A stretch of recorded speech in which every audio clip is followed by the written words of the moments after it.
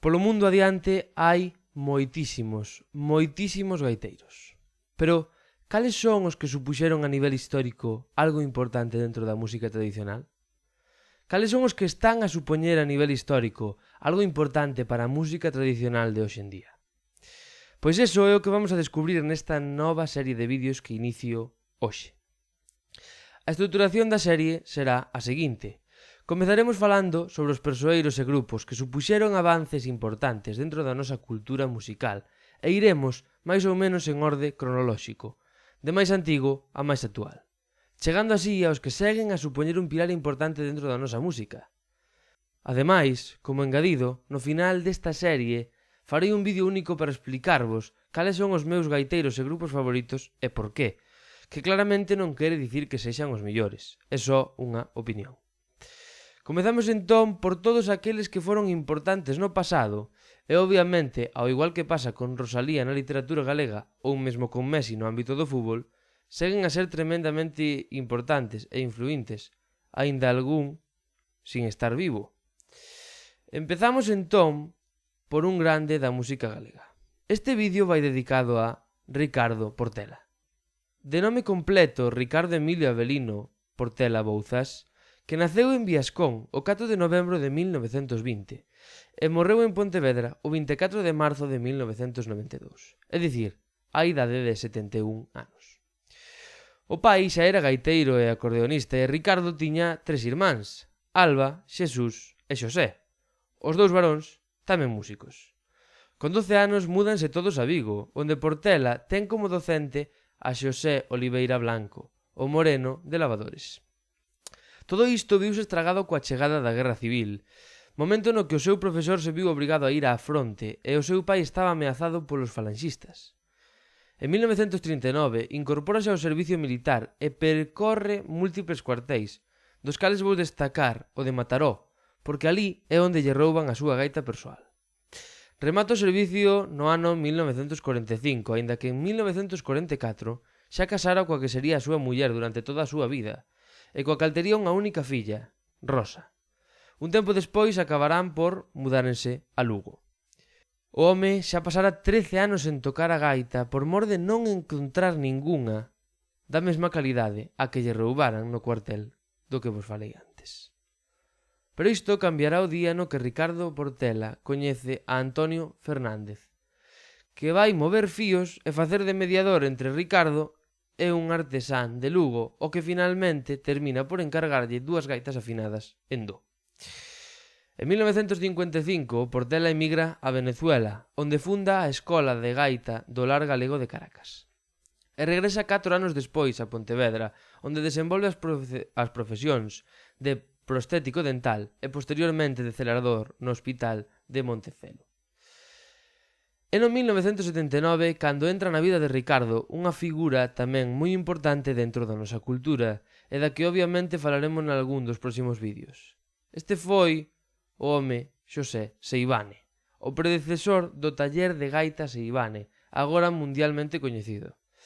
É nese momento cando escoita unha gaita feita por Seivane que lle recorda a que lle roubaran. Entón é con ese e outras 2 gaitas coas que grava todo ou prácticamente todo o seu legado musical. O seu primeiro disco publícase en 1968 acompañado do seu irmán Xesús e 3 percusionistas vigueses. Non é ata 1980 cando aparece Festa en Viascón, o segundo disco que lle proporciona unha fama considerable dentro dos círculos gaiteiros.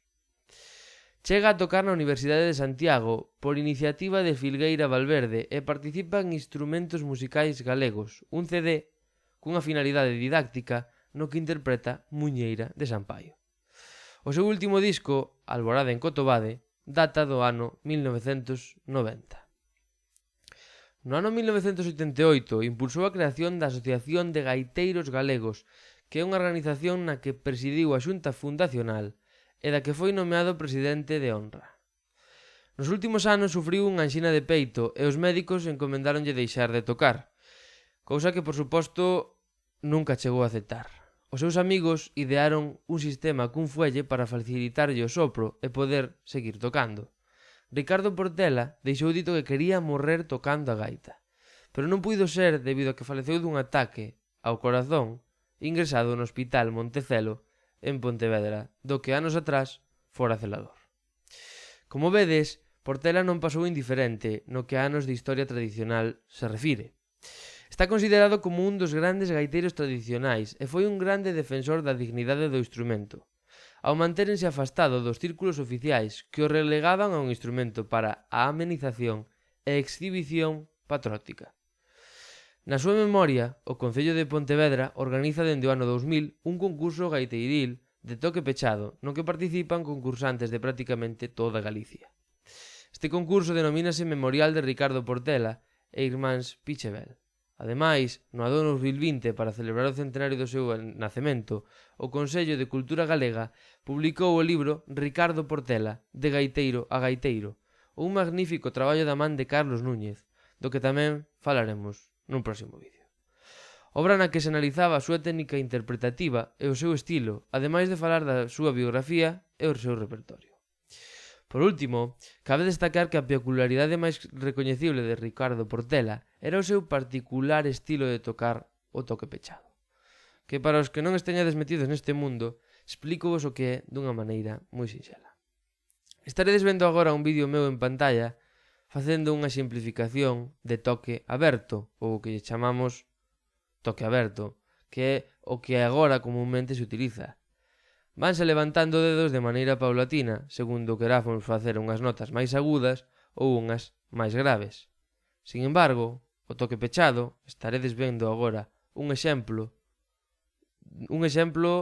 de moitos, porque toques pechados hai moitos distintos e claramente non se poden abarcar todos. Entón estou expoñendo un exemplo do toque pechado que utilizaba Ricardo Portela, que era: segundo ibas baixando ou subindo dedos, ibas pechando tamén os buracos que quedaban abaixo.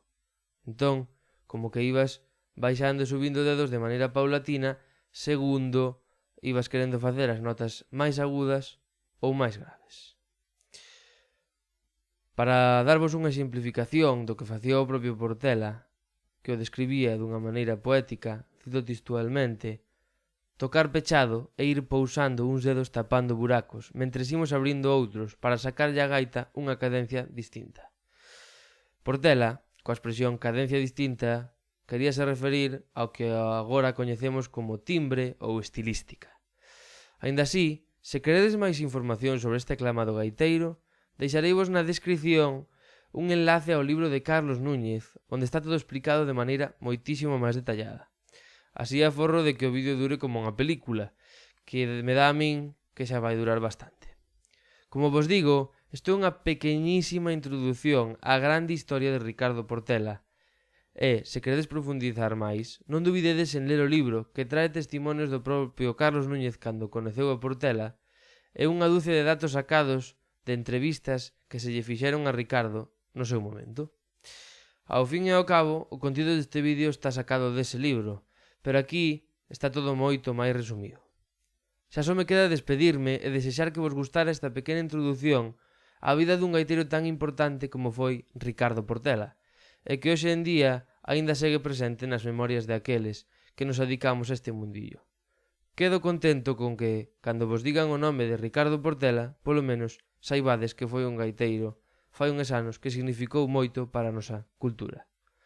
Nada máis, espero que vos gustara, se é así, dadelle like e suscribídevos, e como sempre, tedes todos os detalles na descripción e calquera suxerencia non dubidedes en deixala na caixiña de comentarios. Vémonos no seguinte vídeo. Abudiño.